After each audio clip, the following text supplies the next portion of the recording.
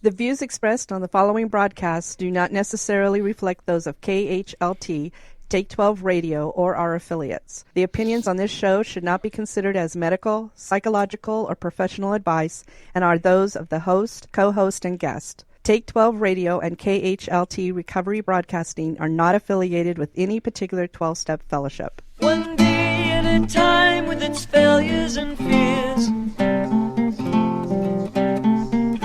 with portion of pain and burden of care, we must meet.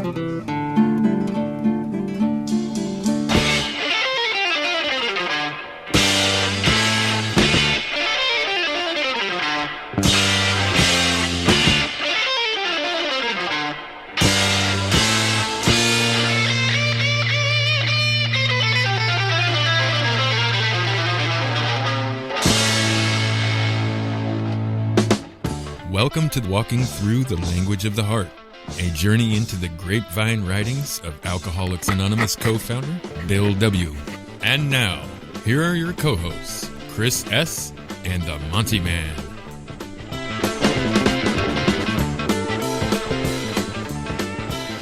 Well, zippity doodah, zippity a. Welcome aboard, my friends, to Take 12 Recovery Radio's production and workshop of Walking Through the Language of the Heart with our good friend Chris S., who is on the phone with me right now, and I am in the studio. Now I am, for those of you who have maybe wondered, I am in Albany, Oregon, and Chris, you are where? I'm in Blairstown, New Jersey, Monty. Yeah, so you are on the other side of the world, at least as far as the U.S. goes, you know, people can poo-poo technology all they want to and social media and stuff, but isn't it great that we can do this kind of stuff and carry the message of hope and recovery the way we do through internet and YouTube and social media? I think it's a marvelous thing. I think it's great that we can be 16,000 miles apart, yeah, and still talk to each other in real time. Yeah, it's great. It's awesome. Well, what we do on this show is we pack the articles or letters, if you will, that Bill Wilson has written in the Grapevine, which is Alcoholics Anonymous, affectionately known as their meeting in print, from 1944 to 1970. And we have unpacked some very interesting things so far. We're about a quarter way through this book. And this week we are unpacking an article called Letter to the Mother of an Alcoholic. So what's this about, Chris? Well, you know, Monty, neither one of us read these before the show. And I think that's important because we're all exploring what Bill is going to be talking to us about at the same time. Yeah. You know, rather than read it and prepare talking points or something. It's more of an improvisation. So I really think that's the best way to approach these articles. So I don't know. I'm guessing at the outset that a mother of an alcoholic wrote him a letter or something, and he's writing her back. Well, we'll have to see. Yeah. But this is from December 1944, and I know you have experience with mothers of alcoholics writing you and asking you to help little Joey. Oh, you bet. Who's in trouble, right? That happens to me all the time.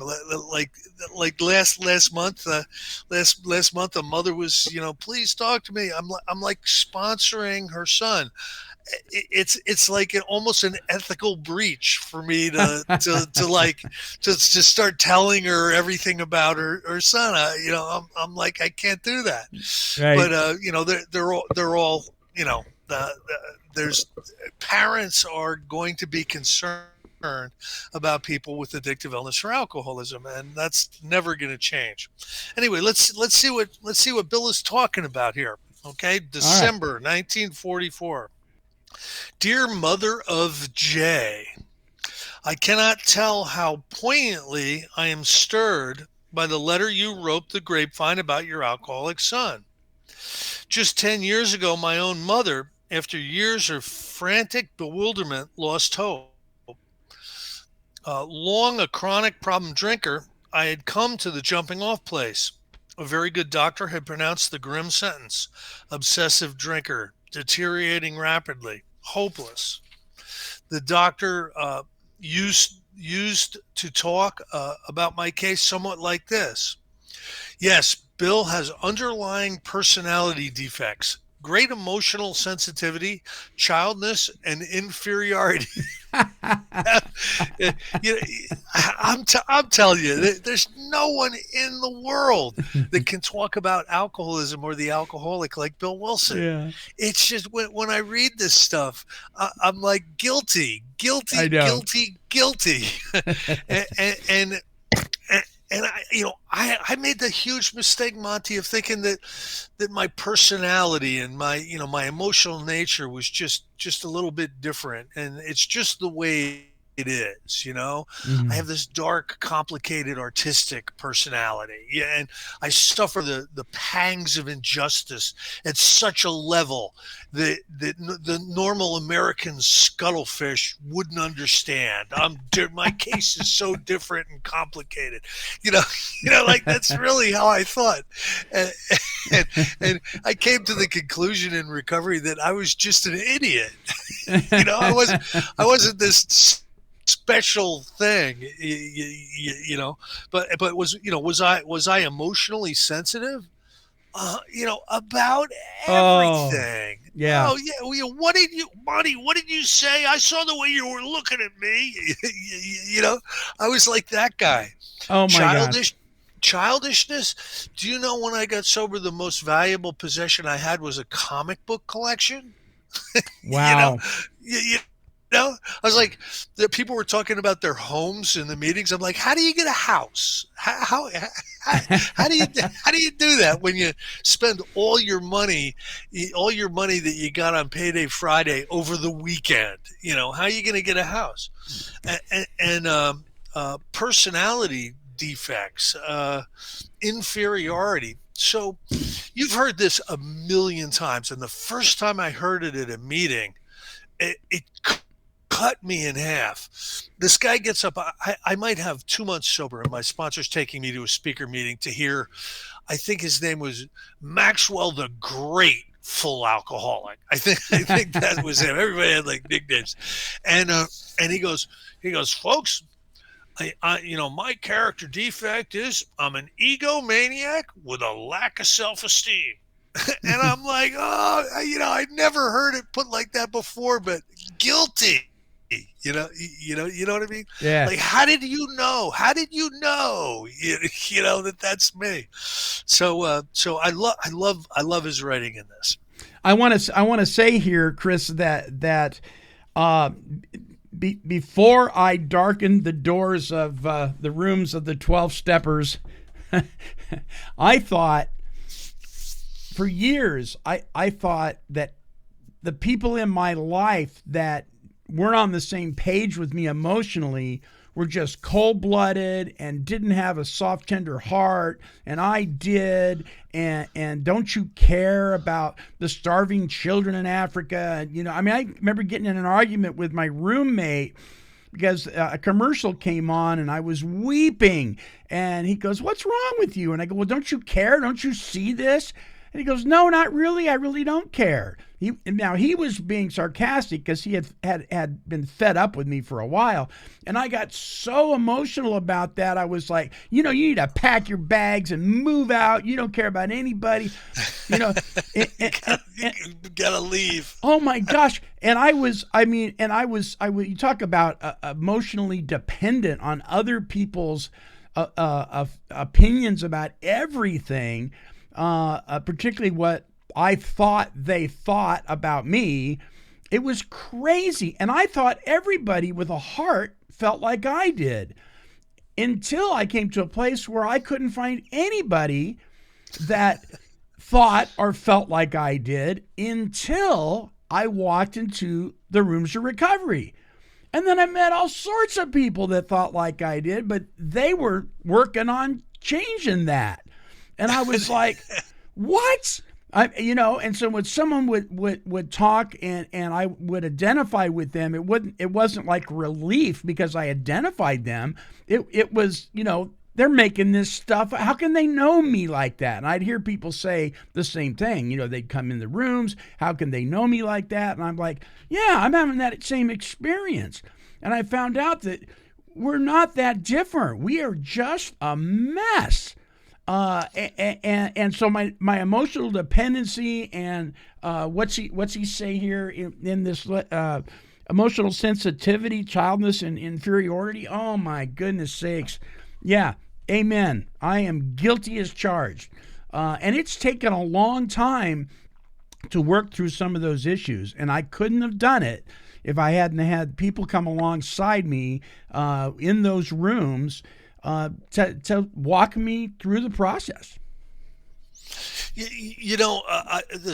I totally identify with everything that you just shared, and I'm thinking about last night. Last night I had the opportunity to give a talk on the 12th step, and I was trying to explain what a spiritual awakening is to people in very early recovery. These are people, everybody in the room had less than 6 months, some of them less than 6 days. And what does that look like? Well, how I explained it was I misperceived everything. I saw everything through the distorted lens of alcoholism and selfishness and self-centeredness. And I didn't know it. I didn't know that. You don't know it until you recover from it. Right. You know what I mean? Like you think it's just the way you are.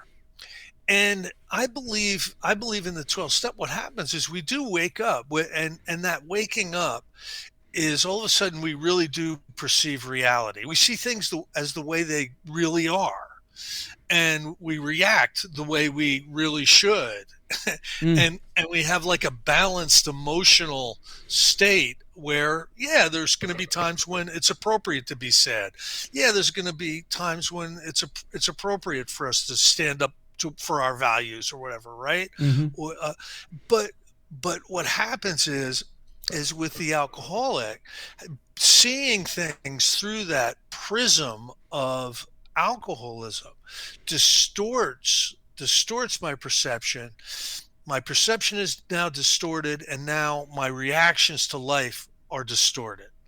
And I don't know it because you're only gonna realize this, with the spiritual awakening, which is the process of recovery. And if I'm not digging into the process of recovery, I'm going to stay very, very disturbed in a number of ways, so I get it here. Yeah.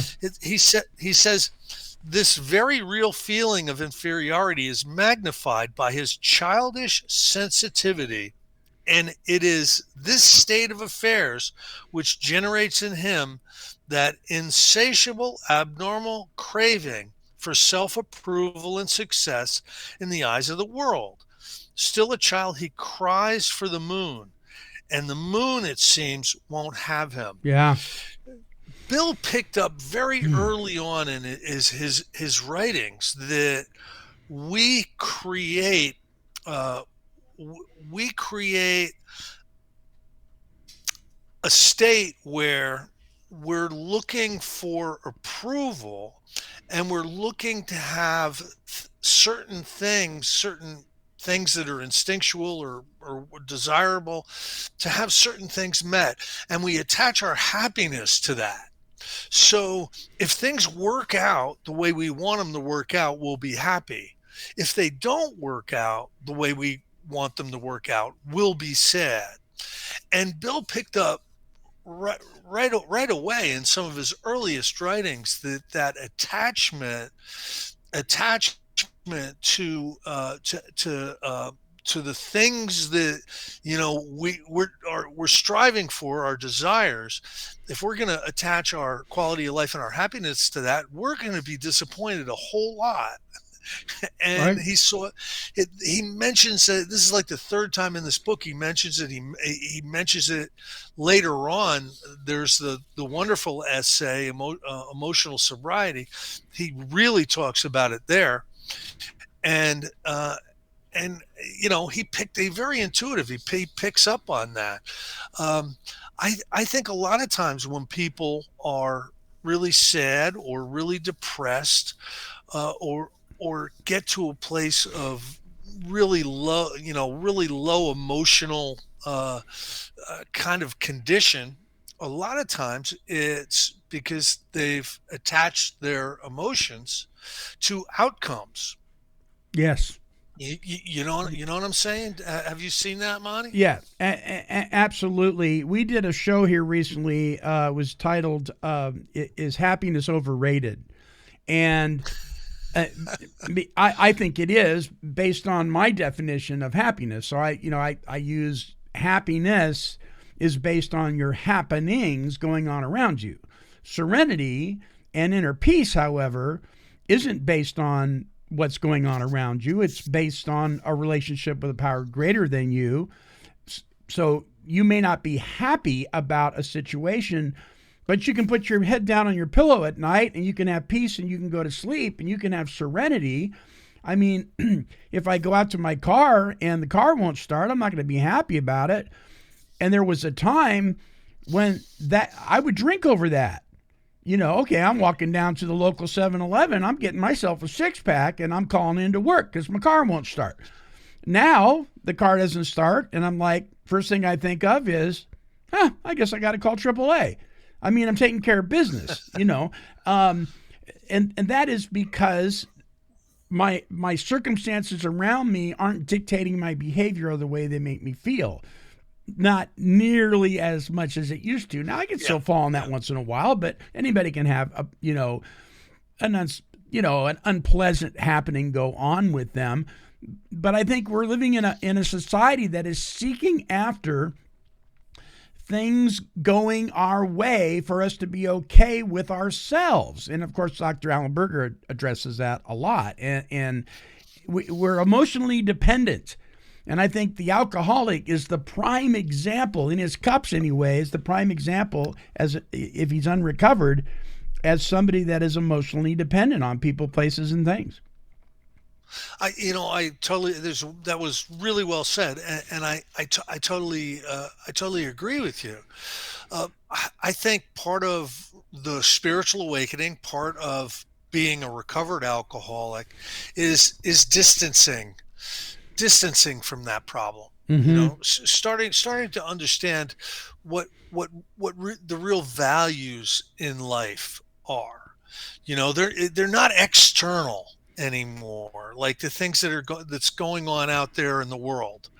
There and even sometimes the thought processes up in my head, my thinking mind, to get past all that, Mm-hmm. to a point where you're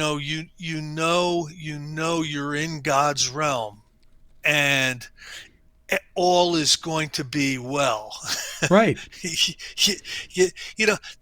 That's really where true quality of life comes from. I can't tell you how many millionaires I sponsor. I sponsor a ton of them, and the money is never the answer to happiness. Money may make life a little bit easier to live. Sure. And you may be able to offer things to family members that someone without money wouldn't be able to do.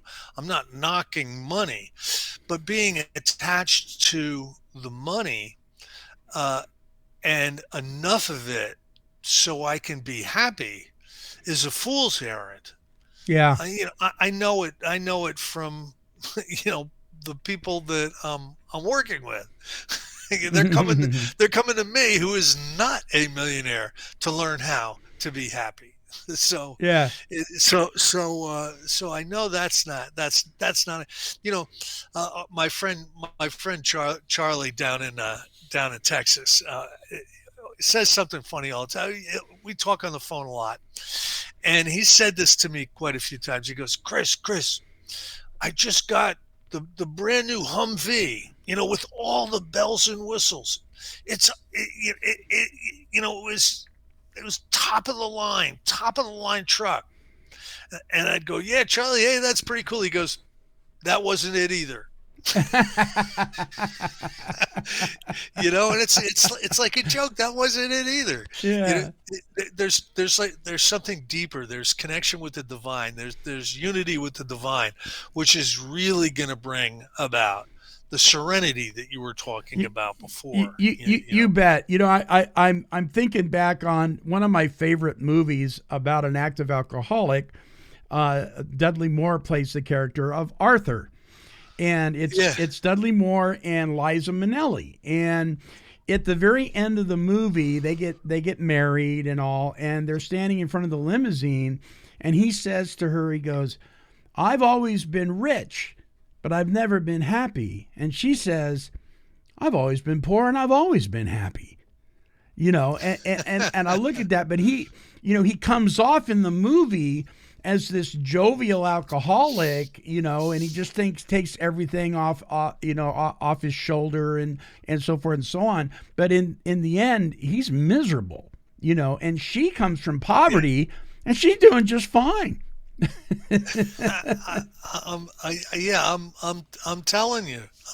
They did a study one time on happiness. They did a sociological study all throughout America, trying to find the group of people who were the happiest. Mm-hmm.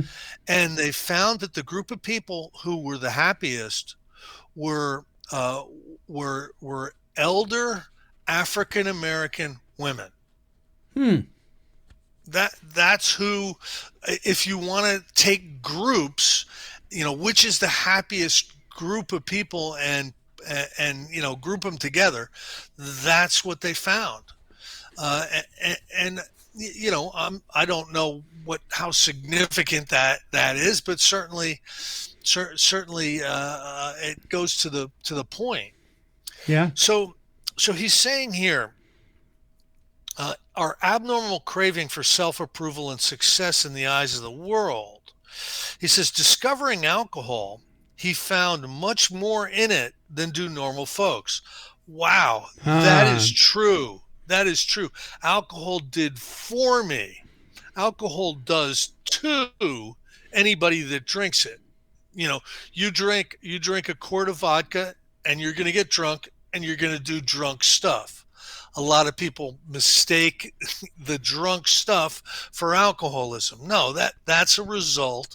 That's the result of drinking a quart of alcohol. Anybody that drinks a quart of alcohol is going to do drunk stuff, right? Right. Alcohol does something for me. It makes me feel larger than life. It gives me confidence. It takes away my anxiety. It makes me forget about my problems. I feel this enormous connection to the world when I somewhere around drink 8 or 9, and then I blow past 8 or 9 and become a vomiting pig like most of us. right Yeah. But there is something that alcohol does for me, and he says here alcohol does more for the alcoholic than it does for normal folk, and that's absolutely true. To him, alcohol is no mere relaxation. It means release from inner conflict. It seems to set his troubled spirit free. And that's my experience with alcohol. Again, I'm going to say this again. Bill Wilson, no one describes the alcoholic experience better than Bill. Mm-hmm. Because he's obviously talking from personal experience, but he's done so much meditative thought on this to be able to put these concepts down on paper is amazing. So he says, the doctor would then go on. Seen this way, we normal people can picture how such a compulsive habit can become a real obsession, as indeed it has in Bill's case. Once he arrives at the obsession point, alcohol overshadows all else. Hence, he now appears utterly selfish and immoral. He will lie, cheat, steal, or what have you to serve his drinking ends. Of course, those about him are shocked and dismayed because they think his actions are willful. But that's far from being so. The real picture of Bill is that of a bankrupt idealist, one who has gone broke uh, on vain childish dreams of perfection and power. Victimized now by his obsession, he is a little boy crying alone in a dark, strange room, waiting, agonized for mother or God to come and light a candle. Wow, the first Mm. part of this paragraph is amazing. Uh, the compulsive habit becomes a real obsession.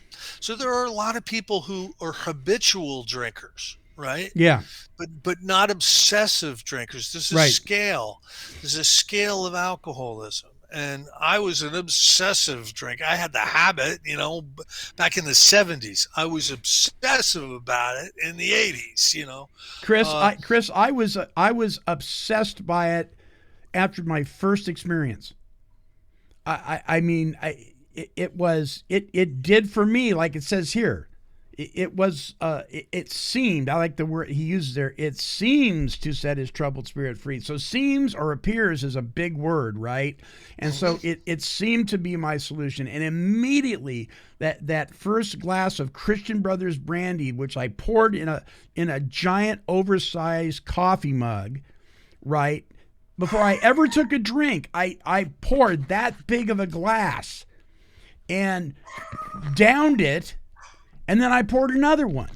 And I was obsessed with drinking from the get-go. I didn't have to work up to it. It was an upset. And I always drank to excess.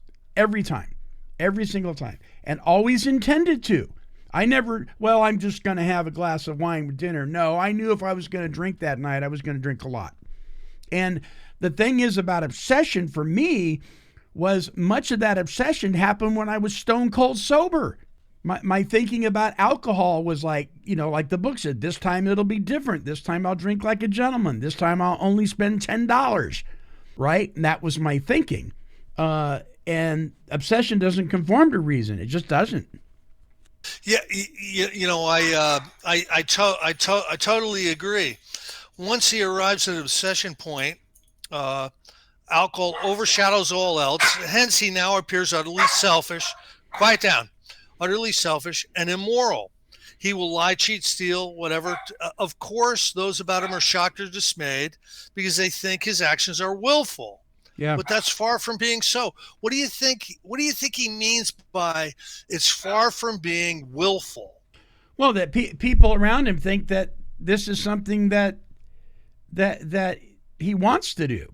That this is a matter of the will, not a matter of his alcoholism. So many times I've had talks with alcoholics who are crippled with the guilt and the shame of their past behavior, right? They're crippled with it. They cannot believe some of the things that they've done and some of the ways that they've behaved.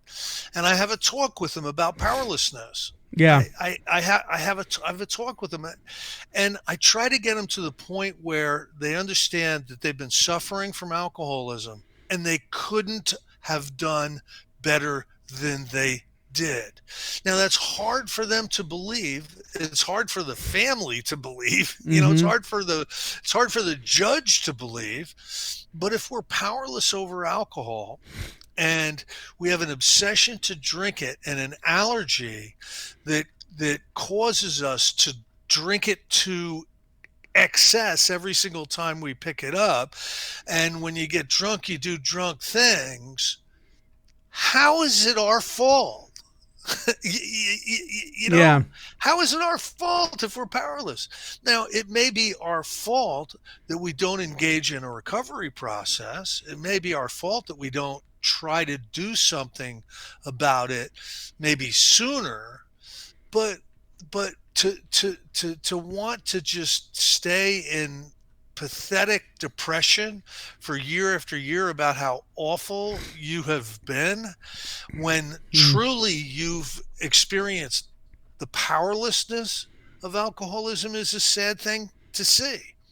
You know what I mean? Yeah, this powerlessness thing is such a hard thing, even for people within the rooms of recovery. Sometimes I had a discussion with a gentleman who I'm going to be having on the show here in a few weeks, who happens to be he's kind of the center of, he's very popular, let's put it that way. And right. We were talking about, the whole concept of God. And he said, well, I know lots of people that don't need a higher power and they got clean and sober.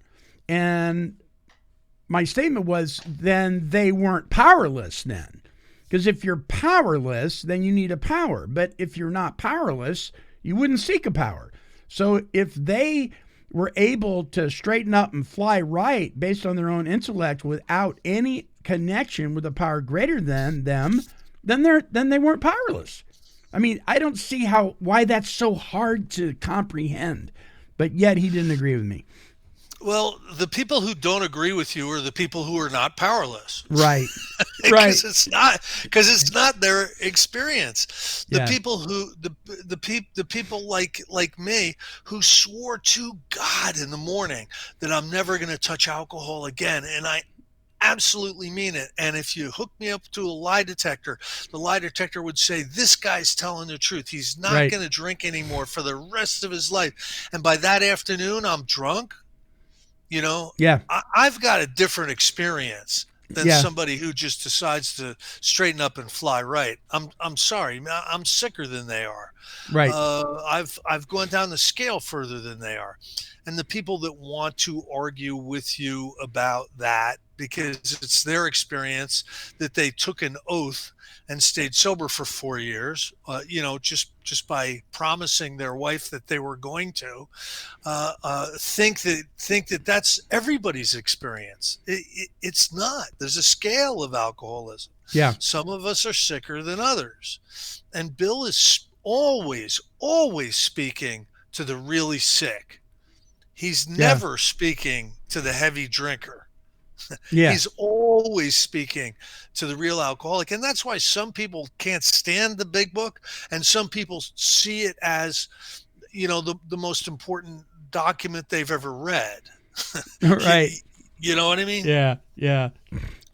So anyway, it says here, I must confess, mother of Jay, that I may have put some of these words into the doctor's mouth, but that's the alcoholic's life as I have lived it. Absolutely.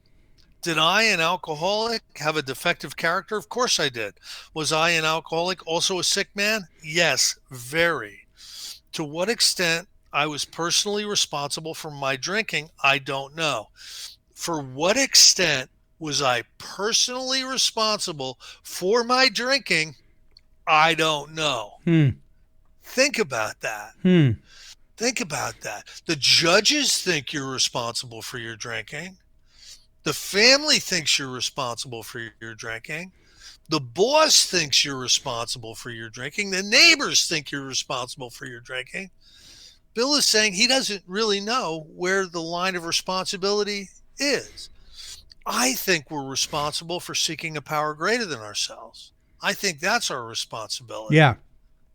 Do you agree with me? Yes, I do. Because like I said, I was curious. I saw my dad have a very small amount of brandy when he came home from work, and it kind of soothed him. He had a high-stress job. He was a city manager in Petaluma, California. For 20 years, he was city manager, and that's a high-stress job. He'd come home, and he'd have a couple sips of brandy. He'd never finish it, right? And so I was going through junior high and high school trauma, right, that most kids go through. Right. And I thought, wow, well, I see what Dad does to kind of relax.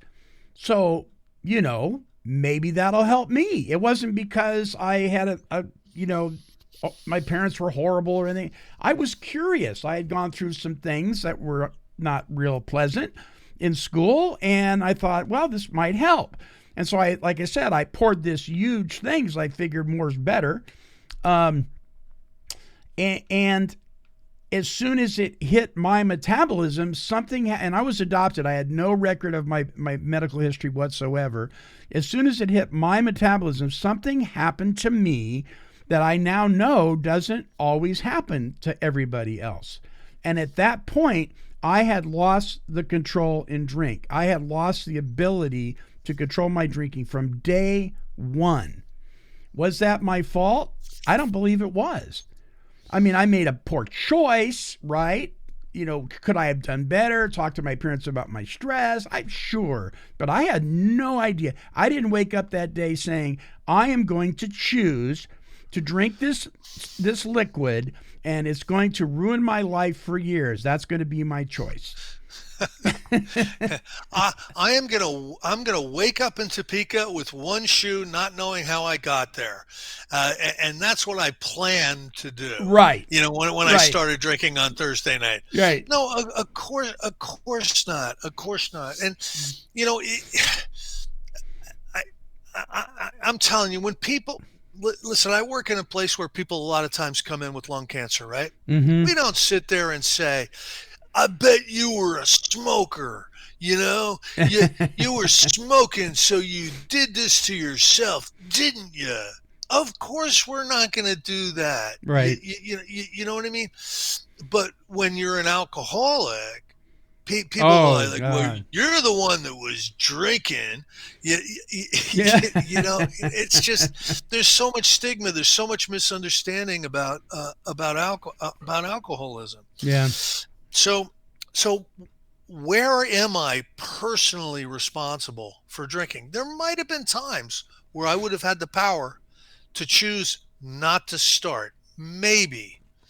But I'm telling you, Monty, I would swear to God, I'm done drinking for good and for all in the morning, and I would be drunk that afternoon. Sure. Me too. And I would lie to myself. I would tell myself, oh, I'm going to change my mind. I know this morning that, but I've changed my mind, but the thing is, you don't have a mind to change. There's no debate. There's no, there's no mental defense against going to the liquor store and buying alcohol if you're an alcoholic. There's none. Right. The only defense is going to come from a power greater than yourself. And I've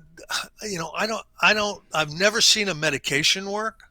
I've never seen a therapy work for that type of an alcoholic. Mm-hmm. I've never seen exercise work. I've never seen change of environment work. I've never seen solemn oaths work. Right. I've never seen consequences work. Like, yeah. You know what? You drink one more time, and your liver's going to explode. Well, can you give me a little bit more information on exploding livers? It's just different with alcoholics. So it says, yet I am not one to take complete refuge in the idea that I was a sick man only. In earlier years, I certainly had some degree of free will. That free will I used badly, to the great misery of my mother and countless others. I am deeply ashamed. And that's true for me too. Sure. I think there was a period of time, early on where drugs especially, I would partake, and it was poor judgment. Certain times I would start drinking back before I'd lost all power of choice. I would start drinking, and maybe I was making a bad decision, but that was so early on. As my alcoholism progressed, it was very soon not a serious, sound choice anymore. It was an obsessive reflex, my drinking. Mm-hmm. You know what I mean? Mm-hmm. As one who knows me a little, you may have heard how 10 years ago a friend, himself a liberated alcoholic, came to me bearing the light which finally led me out of the toils. There will come a day like that for you and yours. I'm confident as ever, Bill W. Very positive, very moving letter Sure. to the mother of an alcoholic. That was really well written. So I'm thinking about a statement that I haven't heard in a while, and I'm sure you've heard it in the past too. Keep it green, think it through, and that seems to work well with people that are not alcoholic, that perhaps are alcohol abusers, but they don't have the genetic makeup of an alcoholic. They don't have the obsession of the mind. They have the book talks about if a person has a good enough reason to stop, then they stop. I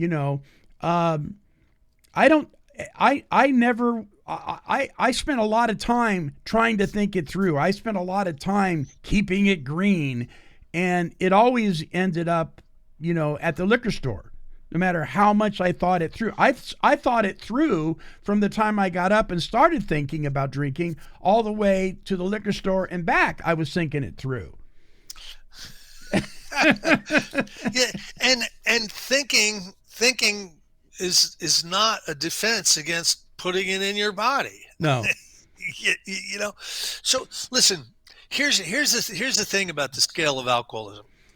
Treatment centers, a treatment center, let's say X, Y, and Z treatment center, 28 day, right? Mm-hmm. They're all over the country.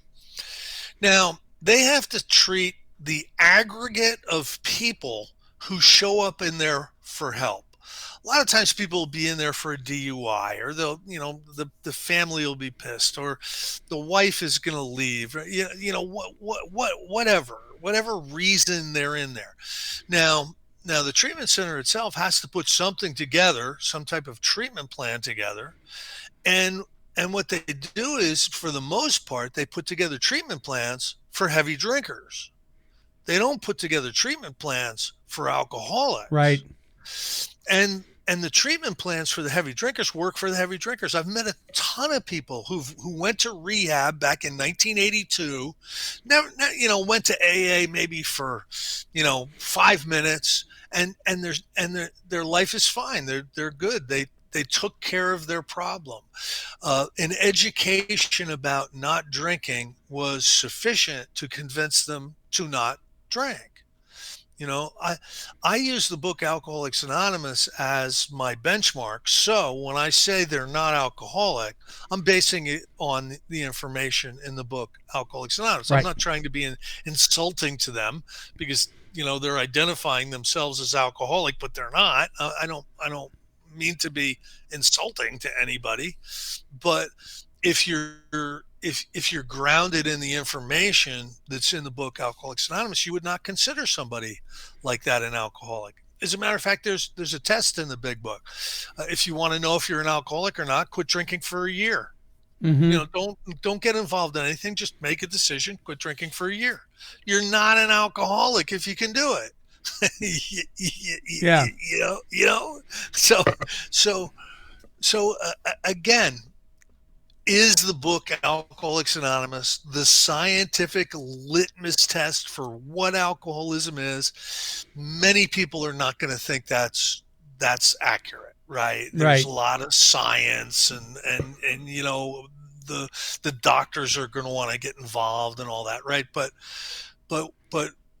based on my observations of watching alcoholics very closely for over 30 years now, depending on where you are in your lack of choice in drink is the barometer of how alcoholic you are. So if you're the type of person who goes to a 28-day treatment center and drink on the way home from the treatment center, you're probably further down the scale than the person who quit after going through treatment and never went to AA and stayed sober for 40 years. Yeah. It's a difference. Just like cancer, it's stage 1, 2, 3, and 4. There's different levels, and they need to be addressed differently. The treatment processes are going to be more aggressive the sicker you are. Well, the treatment process for a real alcoholic is aggressive. You need to take action that is going to place you in unity with the divine. That's pretty aggressive for a Yeah. treatment Yeah. process. It's also the coolest thing that you can ever do. Yeah. I think. Absolutely. You know what I mean, Monty? So I'm the guy, and I did this. I was arguing with somebody that was, living his life as a recovered alcoholic, and explained to me that he had a medical condition called alcoholism, that he was allergic to the substance alcohol, that his pancreas acted differently, his brain acted differently. And I'm arguing with him, and he said, okay, I want you to go ahead. You're going camping this weekend. I go, yeah. And he goes, you're probably going to buy some booze, right? I go, absolutely. He said, go ahead, buy a 6-pack, drink one, and don't drink any more until you come back from the camping trip. Just drink one. I said, I can do that. I couldn't do that. As soon as that beer touched my lips on that first bottle, I knew instinctively that I wasn't coming down off that mountain for any other reason than to refill a 6-pack with another one. Yeah, because it was a dumb idea to just have one. It was stupid. Let's consider the facts. Yeah, right. It makes no sense to just drink one beer. I don't have a problem.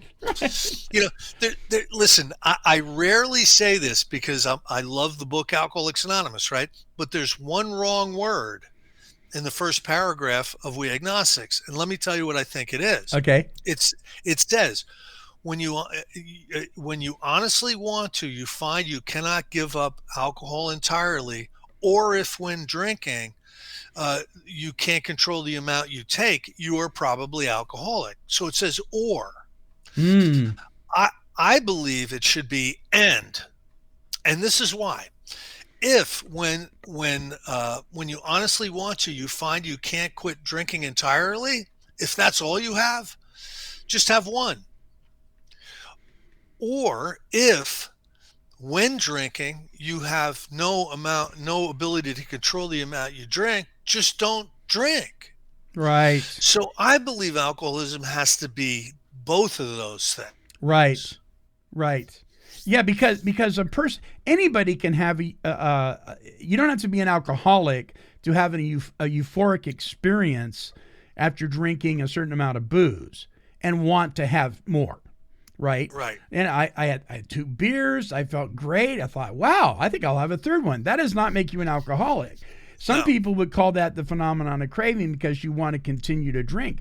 But I think a person can want to continue to drink and not be an alcoholic. I think it's more accurate to look at what happens when you're sober than it is when you're drinking. What do you think?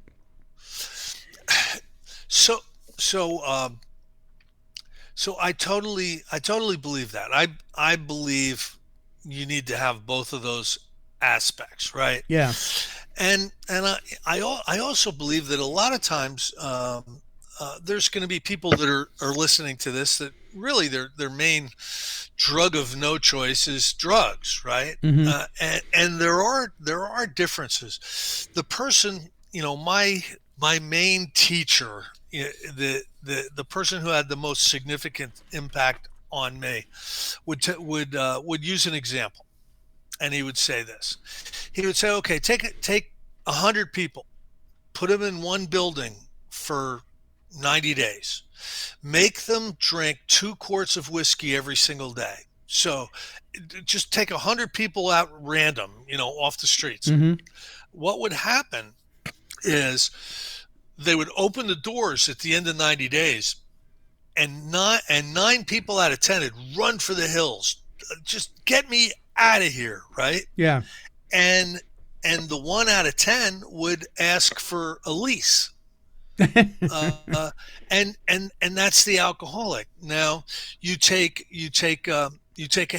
heroin, and you put 100 people on the streets. You put 100 people in that room, and you inject them with heroin every single day for 90 days. At the end of that 90 days, you're going to have 100% of those people addicted to heroin. But after you detox them, a certain amount of them will never go back again. A certain amount of them will want to know where that stuff was coming from. Right. You understand? Yeah. And so that's the difference between the real drug addict and the drug abuser, or someone who's addicted to drugs. With alcohol, it's not really an addictive substance. It's something that the alcoholic becomes obsessed with. So there's differences, but I believe certainly that if I was to put alcohol back in my body, in no time at all, I would be worse off than I ever was. Yes. Because of my experience with alcohol. And I've seen people that I believe are just as alcoholic as me relapse, and I see what happens, and I'm gonna stay close to the power. I'm gonna keep doing the things that have worked, connecting me to the power. I think, doesn't that speak to the progressiveness of the illness? That when you pick up, you don't start off where you left off. It's actually worse when it comes to alcoholism. It's interesting to me that that's actually a biblical concept when it talks of there's a scripture verse that talks about as a house swept clean, the demons, if you will, are gone, and they go around searching for a place to land. They find none, and the house is empty. It's clean. In other words, I'm sober. I have no booze in me, and they come back, they find that I'm not watchful over that clean house, and they come back 100-fold. And so I look at that and I go, wow, what a parallel. I mean, if I'm not watchful, and this is what I tell people that in the faith community that argue with me about, well, why do you have to go to those meetings anymore? Why do you have to be of service anymore? Why can't you go do this and do that? Well, listen, I need to have a watchful eye over my clean house. Because if I do not, and these things come back, I'm going to be in big, big trouble. And so I think it's a spiritual concept as well. And I think Bill probably knew that. That's a great Christian analogy. That fits this perfectly. Yeah, yeah. Do you subscribe to the viewpoint that you can't develop alcoholism? You either are born alcoholic or not? I'm not a clinician. I'm not a scientist. I just have a perspective that's built up over observing alcoholics for 35 years or so. Yeah. I believe about 75% of it is genetic. And I believe there might be 25% that is family of origin, situational, but I believe the real bullet is genetic. Yeah, I have a tendency to go that direction too. I used to think that you could probably develop alcoholism by abusing alcohol. I don't know that I believe that anymore.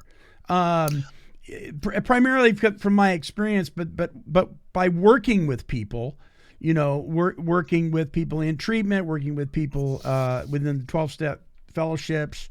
I just don't think you can develop alcoholism by abusing the chemical. I don't think. I think you can become a narcotic addict by abusing narcotics. I think you can do that and not be genetically disposed to it. But I don't think it's the case with alcoholism. Just my thoughts. I think what really pushes us over the edge into real drug addiction and real alcoholism is the spiritual vacancy that we're trying to fill. Makes sense. Bill talks about it in here. It's what it does for us. And then once we've crossed the line into obsession, we now no longer have power of choice. Right. So again, I don't want to come off like some kind of expert. All I'm sharing is what I've observed, Yeah. and what fits the pattern of my observations, and I believe that's true. A buddy of mine, he says, I don't know if I was born an alcoholic, but when I took my first drink, an alcoholic was born.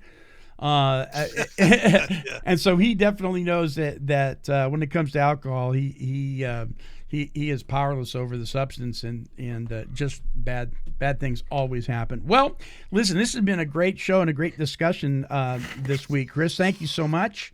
Next week, kind of been looking forward to this one. I've been tempted to read ahead, but I have not done so.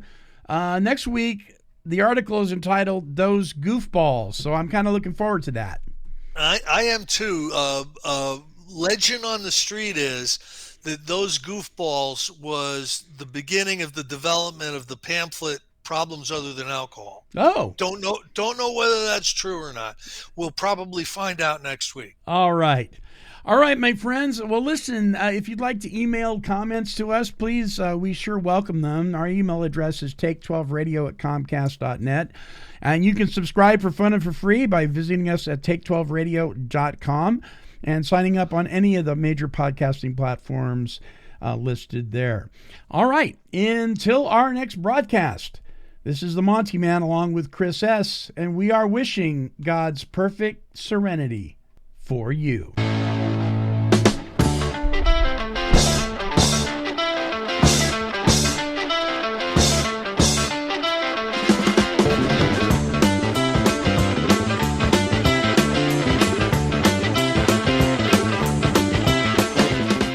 For more recovery workshops with Chris S. and the Monty'man, visit our website at take12radio.com and click on the Recovery Workshops banner.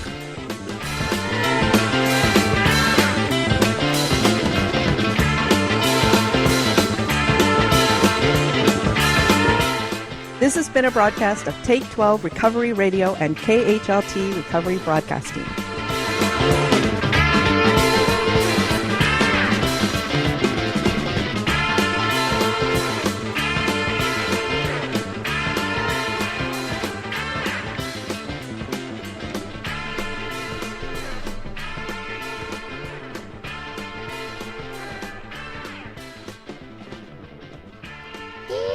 Kitty, kitty, kitty, kitty. Meow, meow, meow. Woof, woof.